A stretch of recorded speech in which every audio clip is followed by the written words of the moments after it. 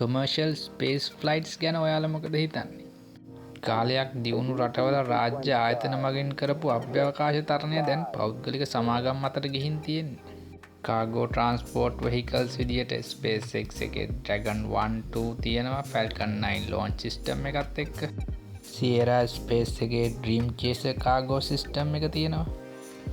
ඒ වගේම crew transport vehicles SpaceX එකේ Blue Origin එකේ Boeing වගේ ආයතන වලත් තියෙනවා. ඒ වගේම තව ගොඩක් ආයතන වල යානා තියෙනවා මේ වැඩ සඳහා යොදා ගන්න පුළුවන්. You know, there are American heroes who don't like this idea. Neil Armstrong, Gene Cernan have both testified against commercial spaceflight in the way that you're developing it, and I wonder what you think of that. Neil Armstrong කියලා තියෙනවා එයා මේ commercial space flight හැදෙනවට කැමති නෑ කියලා.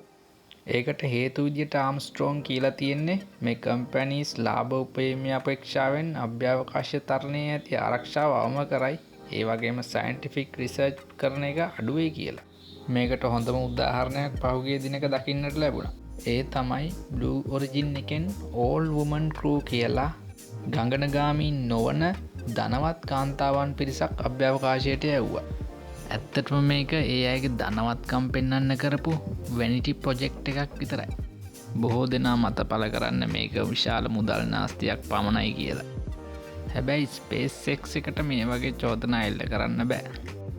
මොකද ඒකෙන් දැනටමත් අභ්‍යවකාශ ක්ෂේත්‍රයට ලොකු සේවයක් වෙලා ඉවරයි. අනාගතයේදීත් ලොකු දෙයක් කරන ආයතනයක්. නමුත් Blue Origin, Virgin Galactic වගේ ආයතනවල ප්‍රධාන අරමුණ තමයි ස්පේස් ටුවරිසම් කියන එක. මේ සම්බන්ධව නම් මිනිසුන් අතර හොඳ හා නරක මත ගොඩක් තියෙනවා. ඔයා මේ ගැන හිතන දේ කමෙන්ට් එකක් දාගෙන යන්නකෝ.